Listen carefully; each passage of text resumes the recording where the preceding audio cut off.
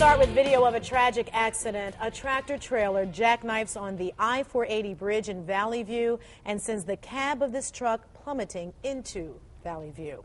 The Cleveland truck driver inside the cab, 52-year-old Larry Cunningham, died in the crash. Tonight, all lanes of I-480 are back open following this accident, which happened just before noon today. News Channel 5's John Kosick is live right now in Valley View with more on the investigation into this horrifying accident. And John, have you heard anything yet as to what might have caused this all to begin with?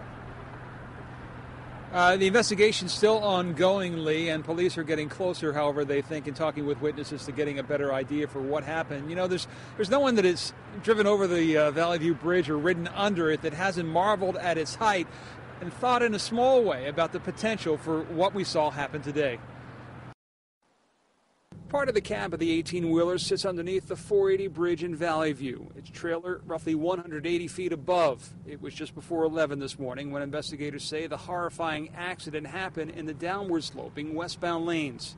It appears that perhaps the driver was trying to slow down in the flow of traffic, and the trailer jackknifed behind the cab, came around and basically sheared the cab off of the frame, sending it over the southbound wall. The wheels of the cab portion of the rig actually staying on the bridge itself. We have witnesses that indicated they ran to try to check on the driver, and when they got there, they realized that the cab had been sheared off and the cab had gone over the south side of the bridge.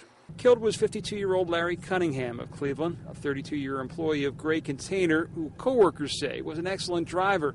The 480 bridge opened in 1978, and the bridge sidewalls, or parapets, are 3 feet high with a fence on top. They're designed so that a vehicle that may strike it would actually be pushed back onto the roadway, and there was evidence of that today, that the main portion of that truck actually stayed right on the roadway, and there was very little damage to the parapet itself.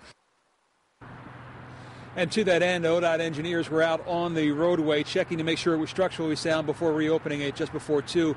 The police chief tells me he remembers once before a tractor trailer, the cab going over the side of one of the lanes.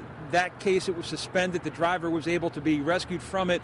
One other time in 1996, a driver heading eastbound, heading uphill, collided with a moving van. That driver in the car went over the side and was killed in that particular accident. Again, the investigation here still continuing in Valley View. Reporting live from the 480 bridge, John Kosick, News Channel 5. So it sounds like in terms of the bridge's structure, it performed really the way it was designed to, but something that big and heavy with that velocity almost can't be stopped.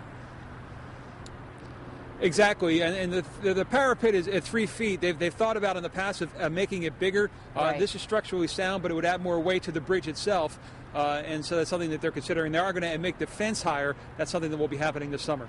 Okay, John, thanks very much.